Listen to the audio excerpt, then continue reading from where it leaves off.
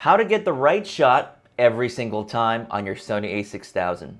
What is good, YouTube? It's that one camera guy back at it again with another tutorial for you. This is a beginner's guide to using your Sony a6000 and getting control over all the manual controls, your shutter speed, your aperture, and your ISO. I'm going to go over scenarios and examples. For example, how do you take a photo indoors? How do you take a photo outdoors? How do you take a photo of someone moving, not moving? All these different case scenarios in this one video. It's going to be a really long one. So what I'd like you to do is navigate and use the annotations in the bottom of the screen and in the description so you can jump to a part that you want to. Now, don't forget to like this video ahead of time so you can always go back to it later. Now, let me start going over the gear and equipment that I've got. I'm using this Sony a6000 in the graphite colorway. I've also got the Sony 35 f1.8 optical steady shot lens. I know what you're thinking in your head. Why aren't you using a kit lens for this video? The reason why is for me to be able to teach you and explain all the settings as easily as possible. I need to use a prime lens. Now, you can substitute this with a 50mm lens. If you have the 50mm lens, you can switch it out with this one and you can use it and follow along with me. If you do want to see a tutorial with the 16-50, go ahead and leave a like as well as a comment for me and let me know if you want to see one. And I'll go ahead and make one in the next week or so using the 16-50 kit lens. Now, with all of that out of the way, we can finally start getting started. Before you watch this video, you might want to consider looking at my user guide that I released some time ago. You can find it over here, which goes over all the settings and options that are possible on the Sony a6000. Well, most of them. If you watch that, jumping into this video, you'll feel more comfortable with your Sony a6000. The first thing we need to do is actually set up our camera properly. Now, to do that, let me go ahead and jump to another camera view. What we need to do is actually set our camera to the letter M. So if you take a look at the dial right here, there is a letter M. Go ahead and jump to the letter M for manual control. Now you will have full control over your camera's 3 core exposure settings. Next, we're going to go ahead and let me just set this down here. All right, so the first thing I'm going to do is access my menu, and I'm going to navigate to custom settings. What I'd like to do is jump to tab 2, page 6, go down to dial wheel setup, and set it so where the aperture value, the f-stop, changes with the back wheel and the shutter speed changes with the top wheel. This is the way that I like to change my settings. It's very similar to what I had on a Canon camera. The next thing is, if you don't see all this information on the screen, you notice how there's all these numbers here appearing, go ahead and press the display button right here on the back of your camera a few times. And when you press that, it'll cycle through a bunch of different option modes that you see. Click on display until you see all this information on your screen. That's kind of where I want you to be at. The next thing we're going to do is make sure our live settings effects are on. We're going to go to menu, we're going to go to custom settings, and we're going to go to page 2 right here and make sure that live view display setting effect is turned to on. Go ahead and click the center button and then press the menu button again to get out of that and again to go back to our regular menu. The last thing we're going to do is set our autofocus modes to the settings that I want to use for this example. So I like to use autofocus continuous with my Sony a6000. If you're coming from a DSLR, you might be alarmed about what I'm going to do, but I'm going to go ahead and show you how I use my camera. I'm going to press menu, I'm going to go to camera settings, and I'm going to navigate down and I'm going to go to the second page. I'm going to go where it says drive mode. We're only going to do one photograph at a time. Now, if you want to do multiple pictures, choose high. Go back to single shooting if you just want one photo at a time. And then we're going to go back here. Sorry about that. You kind of jump around. We're going to go to focus mode. I'm going to click the center button here. I'm going to make sure I'm on AFC, which stands for continuous autofocus. And the last thing I'm going to do is go back to menu, go back to camera settings, go right. My focus area, I'm going to click on focus area. I'm going to navigate through all. There's a bunch of options here. I'm going to go down to the very bottom one, flexible spot. I'm going to press left or right on the D-pad here on the back. I can change the size of the square. I'm going to go back to M for medium, press the center button, and it'll show a box that I can move around on the screen. I'm going to put in the center for me, and then press the center button again to confirm that. And the last thing I need to do, there's like one more thing, is I need to activate Lock on AF. It's under page 5. So we're going to go to Lock on AF. We're going to go ahead and just choose Activate on Start with Shutter. This is really important, guys. I want to let you know that the Lock on AF is kind of the nice feature on the Sony a6000 that you got to learn how to use. It's going to really improve and make your photography experience a little bit better. There's times when you don't want it activated. So in my user guide that you can find over here, or something in the description below, that user guide shows you how to activate it and disable it, hopefully. Also, I need you to make sure that your exposure value sets are set to 0.3 EV in your camera. So let me go ahead and show you how to do that. I'm going to go ahead and press Menu. I'm going to navigate to Camera Settings, and it's under Tab 1, Page 3, and go to Exposure Step, and make sure you select 0.3 EV. That's the setting that you're going to want to use for this tutorial. So that's all set and good. Now we're ready to go ahead and jump into our camera. So I'm going to go ahead and show you how to change your 3 exposure settings with your camera now. That's the next step. To change your shutter speed, that's illustrated by, let me go ahead and move this right here. Your shutter speed is right here. It's that 1/50th of a second. This is your aperture, and this is your ISO right here. So when I say shutter speed, it's this one. When I say aperture, it's this one. When I say ISO, it's this one right here. To change your shutter speed, there's a top wheel on the right side of your camera, as you can see in this other camera set there. Rotate this, and you'll see that the shutter speed is changing. Okay, really simple. It changed our shutter speed. There you go. To change our aperture value, or f-stop, that's aperture and f-stop are synonymous. I'm using them synonymously here. You can go ahead and rotate this wheel here, and that will change our aperture value. And then finally, if you want to change your ISO, press the ISO button. There's the letters ISO. Click on it once, and then you can go ahead and rotate and change your setting. All right, we're all set and good. Now we've properly set up our camera. We've got all our settings dialed in, and now we have we know how to change our 3 core settings for this particular video. So I'm going to go over a quick explanation on what shutter speed does, aperture, and ISO. Now ISO is really simple, so I'm going to cover that one first. ISO controls the overall brightness of a photograph. So if you take a look, I'm going to go ahead and increase my ISO, and you'll notice that it gets brighter. If I decrease the ISO, everything gets darker. And that's it. ISO just controls the overall brightness and also of the picture. Now, there is an effect that happens when you increase your ISO. You're going to get more noise in your photograph, and we'll cover that later. If you decrease your ISO, you're going to get less noise in your photograph. So there's a trade-off there. All right, the next thing I want to look at is aperture. Aperture is the fun one that everybody loves when they're taking their photographs. So let's go ahead and take a quick look here. I'm going to go ahead and adjust my settings. I don't want you to do this. This is just me illustrating an example here. So let me go ahead and put, by the way, that's Nathan Drake from Uncharted, if you're not familiar with him. And we have Link in the background as kind of our friend. Now, if you take a look, our aperture is currently set to f2.0. Now, if I rotate the back wheel, you'll notice that Link in the background will start to go in focus. So if you use a large aperture value, notice how Link is starting to appear in focus there. If I use a lower aperture number, you're going to notice that Nathan Drake is kind of in focus, while Link is out of focus. So that's how aperture works. That's a setting that everybody loves. It's kind of the reason why we use these larger sensors on these APS-C camera bodies. So that's the quick nitty-gritty of aperture. Shutter speed. Now let's go over that really quick, or as best as I can explain it. So if you take a look, I have this fidget spinner here, and I'm going to go ahead and set it up so I can go ahead and take a picture of this fidget spinner. Now this fidget spinner is an illustration of motion. Now if you want to freeze motion, you need to use a fast shutter speed. If you want to blur motion, use a slow shutter speed. So let's go ahead and take a look right here. So here's my fidget spinner.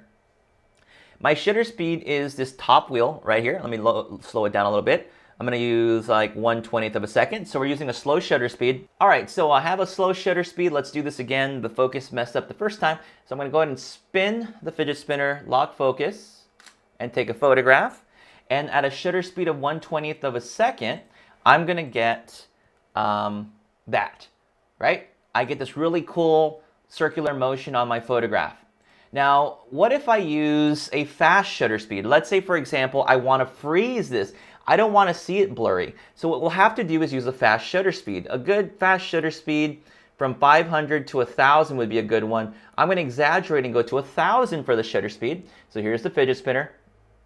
Let's go and spin it, focus, take a photograph. And let's see if that was fast enough. It might not have been. It might not have been. So let's go ahead and press the playback button and go to full. There we go. It looks like it did work. 1/1000th of a second was fast enough. And let me show you one more example really quick. What if we use a shutter speed that's in between 1000 and that's low number? Let's say, well, let's say we use 1/100th of a second, which is kind of a standard shutter speed I would use indoors. So let me go ahead and spin this. Spin it. Take a picture, and let's see if that was even enough to freeze the action. And notice how in this example, the shutter speed was not slow enough to make it a circular motion. So let's go back a few. So here is a slow shutter speed of 1/20th of a second. Okay, so using a slow shutter speed will get us motion blur. If we use a fast shutter speed, we will freeze the action like this. And if we use a medium kind of value, like 100th of a second, you're going to get kind of an in-between. Not a full circle and not a frozen image, which could be a really cool effect too. So there you go. We've covered now the basic 3 settings. Aperture controls your depth of field, what's in focus, what's not in focus for the most part. Shutter speed freezes action or blurs action, and ISO will increase or decrease the value. So let's go ahead and reinvestigate ISO really quick again. So let's jump back, because this is a mistake that happens a lot with some of my students. So let's go ahead and bring back Nathan Drake here. Let me go ahead and set my ISO to 100, and don't worry about all the settings that I'm changing right now. This is not important at all at this moment. So we have our picture here. We have Nathan Drake. Let me see if I can get a focus on him here. Okay. Let me go ahead and press the shutter button. There we go. Let's take a picture. This is ISO 100, and then I'm going to go ahead and increase my ISO to 6400. Notice how it's getting brighter. Again, don't worry about the settings as I adjust them. We'll talk about that a little bit in the scenario section. And then we'll take a picture. So I've taken 2 photographs now, one at ISO 100 and one at 6400, because I want to demonstrate to you the difference between these ISOs and the effects that it has on the camera. So let's go ahead and take a look at camera capture full mode and take a look. So here is ISO 100. I'm going to punch in a little bit in the photo. So if you take a look at this area where Nathan Drake is at, notice how there's very little grain and noise. You might not even know what that is. So if you just take a look in your mind, keep that in the back of your mind. Now let's jump to 6400 ISO and jump in. And there we go. Notice that there's a lot less detail, the image is softer, and there's a lot of noise in the actual image. So that is ISO. So I hope you have a general foundation now of the 3 core settings that we're going to be taking a look at today. All right, now let's go into affecting exposure. How is exposure affected by increasing or decreasing a particular value? So let's go ahead and take a look right now. Okay, so you see Nathan Drake right here in the photograph. We're only looking at how the picture, does it get brighter or does it get darker? We're not looking at the effect the photograph has, because we need to actually learn this. So let's start with ISO first. I'm going to press the ISO button, and to help you memorize this, when you have a higher ISO number, think brighter. If you decrease the ISO number, it gets darker. So let me go to increase my ISO. Notice how it gets brighter, and notice how I decrease it, it gets darker. So very fortunate that ISO is very systematic, like it's expected. You expect the picture to get brighter and darker with the number. Unfortunately, the other 2 settings, aperture, aka also our f-stop, it's the same term, and then our shutter speed is the opposite. It is the complete opposite of what we think will happen. So let me jump to the image again, this other mode. So I'm going to go ahead and decrease my shutter speed. See how the number gets smaller? It gets brighter. And when you increase it, it gets darker. Now, by the way, there's more going on in between this tutorial. And when I'm changing the shutter speed, there's a lot of different things going on. I'm not here to explain that in this video today. I just want to get you going and understanding it within 30 minutes to an hour on how to use all these settings. So if you take a look, I drop the shutter speed, it gets brighter. And if I increase it, it gets darker. Okay? Now, you're smart. You know this already. If I increase my aperture, remember I said it's the opposite. By increasing the aperture, aka our f-stop value, it's going to get what? Darker. So let's jump back to this. I'm going to increase my aperture. That's the back wheel here. Notice how Nathan Drake is getting darker in the picture, right? So again, f-stop, shutter speed. When you increase these numbers, the pictures get darker. But if you increase the ISO, the picture gets brighter. Just remember that. If you can get that down in the back of your mind, you are on your way to understanding these settings. All right, so we're almost there. We are almost there. All right, here's the fun stuff. This is scenario number 1. You have been asked to take a photograph of a person inside of a room. In this case, it's going to be Nathan. And you need to take a photo of him in this lighting situation, but you want the background to be shallow. In other words, you want the background to be blurry, that out of focus bokeh background that you want in your photograph. And you want to do kind of like a mid shot from the waist up, that kind of photograph of Nathan. So what I typically do when I am in a scenario like this, I go into the room, I get my camera, and I kind of point it somewhere, right? Before I even approach the person. And then I ask myself, what settings do I need? My recommendation is start with the aperture first, because the aperture is your creative edge, right? Your aperture and your shutter speed have some creative control. So I'm going to start with aperture because I want the background to be out of focus. So let's go and take a look. I'm going to go ahead and rotate the back wheel on the camera so that it's set to 1.8 because I want as much impact in that shallow depth of field that I want. And then the next thing is I need to figure out an appropriate shutter speed. Now, when you're indoors, you can typically shoot at a shutter speed of the shutter speed is typically 1 over the focal length of the lens. I have a 35mm lens here, so I would shoot at 1 over 30 or 1 over 40 or 1 over 50 for my shutter speed. Now, you might need a longer focal length, longer shutter or a faster shutter speed if you have shaky hands, right? You have a hard time holding the camera steady. But we do have optical steady shot built in, so we can probably use a slower shutter speed. I'm gonna play it safe for a non-moving subject with this lens. I'm gonna go to 1/50th of a second. Now, we're almost set up. We've already established what our aperture should be. We've already established what our shutter should be. The only setting left is our ISO. So let's jump back to our view. And what I'm gonna do is alter my ISO so it's a lower number, right? It's really bright. So to make the picture darker, I just have to decrease my ISO. So let me go ahead and decrease my ISO here to where it looks okay to me. I think that looks okay. So now I'm very close. I'm ready to approach Nathan and ask him, hey Nathan, can I take your picture? So let's go ahead and jump back. Let me position my camera. So here we go. I'm like, hey Nathan, can I take your photograph? Nathan's like, okay, sure, no problem. Now, if I'm looking at this right now, it's a little too bright. So because I'm smart, like you guys, I'm gonna go ahead and adjust my ISO down a little bit more. So I'm gonna click on my ISO button, drop it maybe 2 clicks. That's 2/3 of a stop. And that term might not make any sense to you, but that's fine. We'll worry about it later. Now, I'm gonna do something called focus recompose while we're at this. It's this idea of holding the focus button down. So what I do is, let me show you.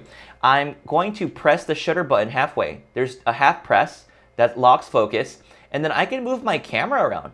Because I have the lock on AF activated, I can move my framing anywhere I want to. And by the way, sometimes framing your subject in the middle is not always the most pleasing.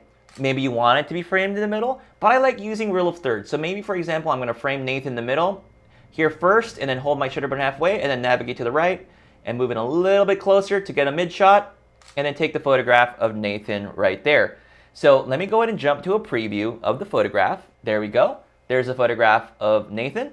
And we have this really nice rule of thirds kind of set up where the subject is off-centered. And I like it, and it looks like it's exposed properly in the example. Okay, that's scenario number 1. We're done. You guys got it. Now, you might be wondering, what would happen if we were in a darker room, right? All right, it'll definitely be a little bit darker in the room now. So let's say, for example, you're working in a room that is not very bright. It's very dimly lit. Now, we're not going to activate the flash, which you can do by pressing the flash button on the back of the camera. We're not going to use that, okay? What we need to do is use our brain. And I believe in you, right? I believe in you. First of all, our situation hasn't changed. Number 1, we still want shallow background, right? And number 2, we just want to use the slowest shutter speed that's safe for us to use to not get a blurry photo. If we use a slower shutter speed, if you remember the spinner, when we were using the spinner, if you use a slower shutter speed, you might get some blur in your photograph if the subject is moving a little bit or your hands are moving. So we want to use a slightly faster shutter speed. So 1/50th is okay, but the only thing we can change right now is our ISO. So let's just go ahead and press the ISO button, adjust, maybe to 1600. Let's take another picture, frame the photo. There we go. I would drop it maybe the ISO down a little bit more, frame it, hold the shutter button halfway, rule of thirds, and then frame a photograph right there. Let's do a quick playback so we can see the full image. And there you go. Now, Nathan Drake is a little underexposed in my opinion here from the looks of it, the lighting, because our lighting is a little bit more dimly lit. I mean, if you want, you can activate your flash if you really wanted to. It's going to change the setting a little bit. Let's go ahead and frame a photograph and take a picture and take a look. And notice how it's overexposed, the flash. But we're not going to be talking about flash today, so I don't want to get you all confused. We're just focused on our 3 core exposure settings. So that's it. So that's what you do in this scenario. All right, the next scenario we're going to look at is Nathan Drake says, hey, you know what? Let's go and take the picture outside instead. All right, let's go ahead and adjust some things in my room. So now what happened is, first of all, I want to let you know, I am not able to simulate the sunlight. You'll have to go outside. And by the way, this is inside a room, but we're going to imagine that we're outside, outdoors. These settings will not match one-to-one in a real world, but it's going to be a similar scenario. So let's take a look. As you can see, Nathan Drake is highly overexposed. He's too bright in the photograph. We want to make the picture darker, but use the correct settings to do that. Now here's a rule of thumb. When you go outside to take a photograph, always make sure your ISO starts at a low value. Let's say, for example, 100. That's how I usually start. I start at an ISO of 100, and then I modify my other settings based on that. So first of all, let's ask ourselves these other questions. Number one, do we want a shallow depth of field background? Yeah. So if we want a shallow depth of field background, we're going to use aperture of f1.8. And by the way, you don't always have to use f1.8. You can use f1.8 to f2.8 to kind of get a shallow background. And also your lens will have a big factor in that too, but that's not the emphasis of this video. So you can go ahead and change those settings if you want. I'm going to leave mine at f1.8. Now, the other thing is shutter speed. What is an okay shutter speed to shoot a subject that's not moving? I've already said 1/50th of a second is a good place to start, but we're going to find something out right now if we do that. So let's go and take a look. All right, so here we are. Here's Nathan Drake. He's really bright. First thing I'm going to do is go ahead and drop my shutter speed down. Let me see if I can add some more light in my room. I'm going to go ahead and drop my ISO down to 100. Okay, so my ISO is set to 100. And my aperture is set to f1.8. As you see there, it's 1.8, ISO 100, and 150. Notice how this MM symbol here, this exposure, is saying plus. That means the camera thinks it's overexposed, which it is. So the last setting I have is, my question for you now is, what can I change? Because I've said, hey, that one camera guy, I've done everything you've asked. And then we take the photograph, right? Let's say we take the photograph, I press the shutter button halfway, and then take a photo, and now we have a picture of Nathan, and he's overexposed. You're like, what's the deal? Well, here's the thing. And here's the thing you got to train yourself to understand. You can change the shutter speed and make it higher. Remember, when you increase the shutter speed, you're going to make the picture do what? The picture's going to get darker. So you can still make the picture darker by increasing the shutter speed. There is no penalty by increasing the shutter speed in this example. Because he's not moving, we're not trying to create motion blur. So let's go and go back to our rear view camera view. Let's go ahead and increase our shutter speed, right? We're not trying to do motion blur, it doesn't matter. And also when you increase your shutter speed, the picture gets darker. It looks like we're framed pretty good now. Press the shutter button halfway, recompose to rule of thirds, and press the shutter button all the way down. And there we go, we have our photograph. Let's go back to full view. There's Nathan Drake, here's the before. Right? That's with the improper shutter speed, and here it is with the proper shutter speed to get the correct exposure of Nathan. That's it. It's such a very simple idea. I know it's really complex. So let's go ahead and bring in another scenario. Let's go ahead and make this scenario a little bit more complicated. So what I'm going to do is we're going to go back into the room again. So we have a new scenario. You're going to have to take a group photo. Now, when this group photo is taken, I need you to imagine, use your imagination, that there's quite a few people and that there's 2 rows of people in this photograph. You have to make sure that your depth of field is large enough so that way that everyone can be in focus. Remember before, in the original case where I said, hey, you know what, I want the background to go out of focus. That might not be possible in a group photo example like this. So let's go ahead and take a look. We're going to go inside of a room. There is 2 rows of people, and we want to make sure that we can see everybody's faces. I'm going to show you the wrong way to do it, and I'll show you the correct way to do it. So for example, I'm going to go ahead and get framed up here. So here's the situation that I'm in. Hopefully you can see it. Let me back up this light here. All right, so there we go. I'm going to move my focus point. What I do is I press the center button on my camera, and I press it again. I'm able to move the focus point there for this example. If you take a look, the exposure is a little bit low, so I'm going to go ahead and adjust for that. I'm going to increase my ISO for the time being. So I'm going to click on the shutter button halfway to focus on Nathan Drake. What you'll notice is that Link is a little bit blurry. And I don't think if you are paid to do a group photo, people are going to be happy. You want everyone to be in focus. So what we have to do is change our aperture value. That's what we need to change. So a rookie mistake would be to take the photo right now, and then you say, hey guys, let me post this online, and then your friend's like, why am I out of focus? Why am I blurry? This is why. Our aperture is too low. So let me go ahead and increase our aperture value. So I'm going to increase it to about 5.6. That's typically a good spot to be in a real human environment. By the way, these settings will be different in a real-world environment, by the way, when you're dealing with humans and human-sized proportions. Since we're dealing with little figurines, it's very different. So what I'm going to do is set my aperture to 5.6. And then what I'm going to do is set my shutter speed to a proper shutter speed when subjects aren't moving. So let's go back here. So I'm going to set my shutter speed to about 50th of a second. Nobody's moving. So we're good. And then finally, we're going to go ahead and increase our ISO until we get a proper exposure. There we go. That looks good. Click on Nathan Drake, press the shutter button halfway, and then press all the way down. And let's go ahead and preview our actual photograph. So there you go. The link in the background is a little soft, just a little. See, here was f1.8. Here's f5.6. This might be okay depending on the photograph. But I'm going to go ahead and try and make the aperture a little bit larger. Let's go ahead and jump to f11. Now this is some serious depth of field here. See, notice it got much darker. Let me go ahead and increase my ISO to compensate for this. And I'm at ISO 3200. This looks like an okay exposure. Let's go ahead and take the photo again. Let's go back and play it back and take a look and compare. Now, if you take a look between f5.6 to f11, Link is in focus. This is very good. This is very, very good. f1.8, f5.6, f11. Now, hey guys, here's some important information. Your lens will determine the amount of depth of field you're going to have. Your distance to the subject will affect your depth of field as well. I just want to let you know, these are not the exact settings you're going to use every single time. What I want you to do is use your brain.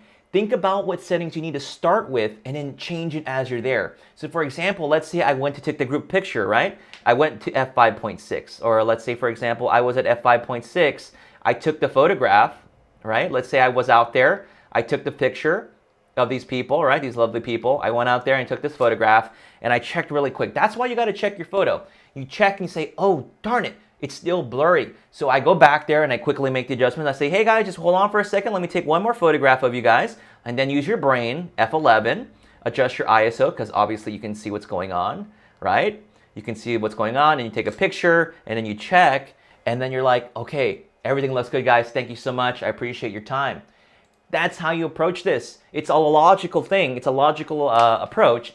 You change your settings as you go. Now let's go ahead and bring in a scenario where we're outside in the daytime sun, and I can't simulate the sun, but the settings are going to be different. So let's just go ahead and do that right now. So first of all, let me go ahead and drop my ISO a little bit here and my aperture back down. Let's start with some generic settings here. All right, let's say these are our settings. We're going to go outside and take a group picture, which is where you normally would.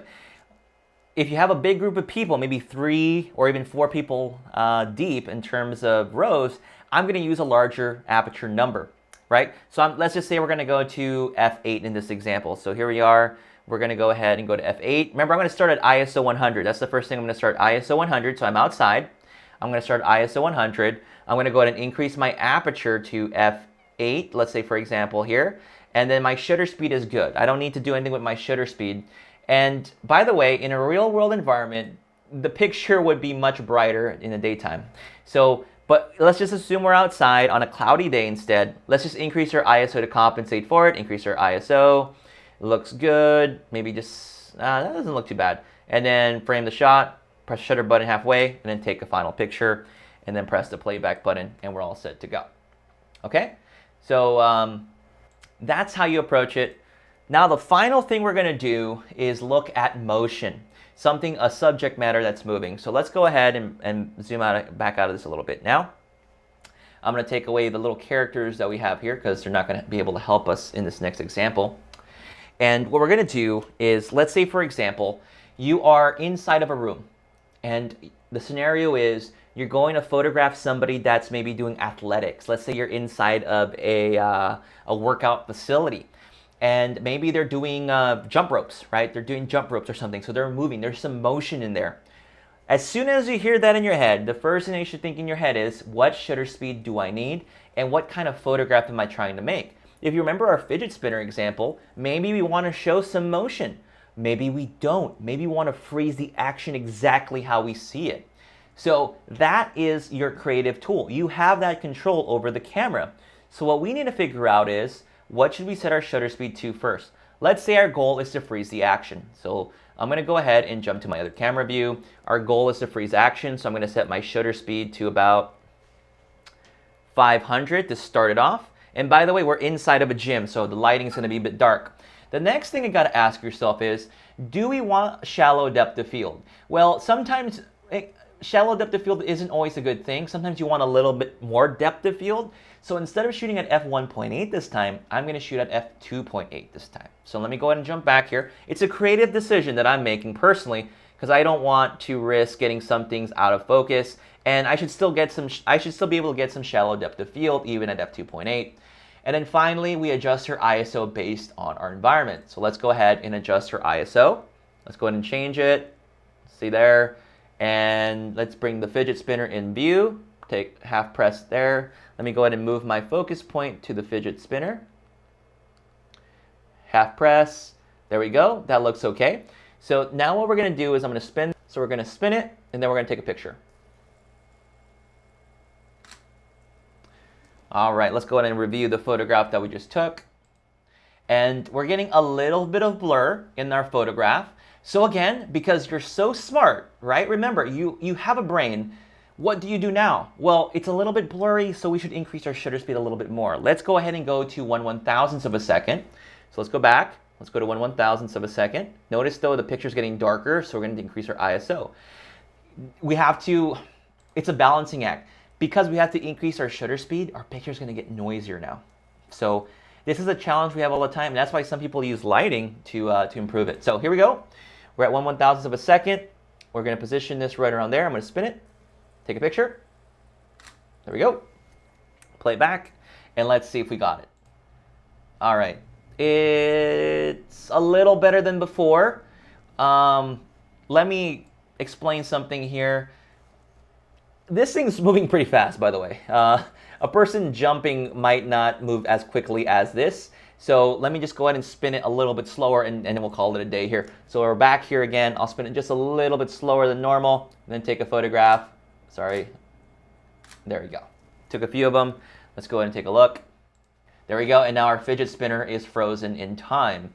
So that's exactly what we're after. Now, let's say, for example, we want to make like a cool ad, and we want to show some action. People are moving in their fitness, and you want to show some motion in your photographs. So then what I would do is I would drop my shutter speed a little bit more. But in this case, I would probably go to 1/125th of a second, because I just want some motion blur, you know, not a lot. But because I dropped my shutter speed, I'm going to go ahead and drop my ISO. So now here we are.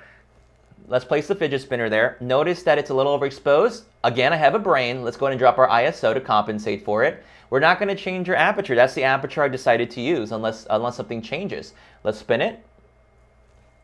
Take a picture. And then we play it back. And there we go. We get a little bit of motion blur on our photograph. and we can get some cool shots. Maybe they're doing jump ropes, and you can get the jump rope spinning while the person's frozen in action.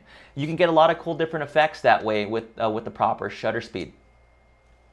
Now let's do one more final example. Let's say you're outside in the bright sunlight. Let's say you got to do some action shots now. So maybe they're doing a martial arts demonstration outdoors. Let's go ahead and crank up the lighting here, and let's go ahead and figure out what our settings should be. Let me show you what happens with some people who are just starting off. They're going to forget to change their ISO. Let's say, for example, you go outside and you forgot one of my rules, changing your ISO. So let's see again. Let's say, for example, we're outside. A rookie mistake is they're going to increase their ISO until the exposure looks good. All right, like that. And then they have the proper shutter speed to freeze action when 1000 is good enough. And then they're going to take a photograph, right? And I think that should do it for it. So now we're outside. Just imagine that. And they get a pretty decent stop on it.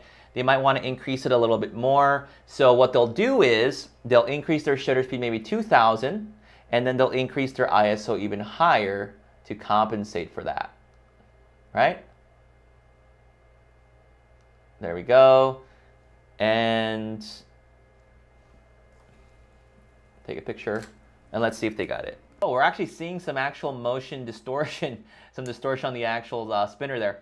So that is one approach on there. And one thing you want to keep in mind is your ISO. Notice how our ISO is getting higher and higher. Now, if you're in the bright daytime environment, like I said before, your ISO is going to be really low in a real world scenario. So just keep those things in mind, and you'll do a really good job. Let's try and see how to do motion blur in the bright daytime sun, just to give you some examples here. So I have my fidget spinner, and I want this to be kind of like blurry, like a circle. So let's go ahead and drop our shutter speed. Remember, we need kind of like a 1/125th or so shutter speed to kind of get that blur. Let's do 1/20th. So we're outdoors, and we're going to drop our ISO down. I kind of want you to do some imaginative things with me. Let's assume that ISO 1000 is ISO 100 for this example. And the reason why I'm asking you to do this for me is because I don't have an actual sun in my room to brighten this entire room. So let's just assume that ISO 100 is ISO 1000 is 100. And imagine it's still bright. And you're like, what do I do? What settings can I change? Now, when you're at this point, there's two things you can do. You could use something called an ND filter to put over your lens to help you compensate and get a photograph that you want. Or you can give up the shallow depth of field and increase your depth of field by increasing your aperture.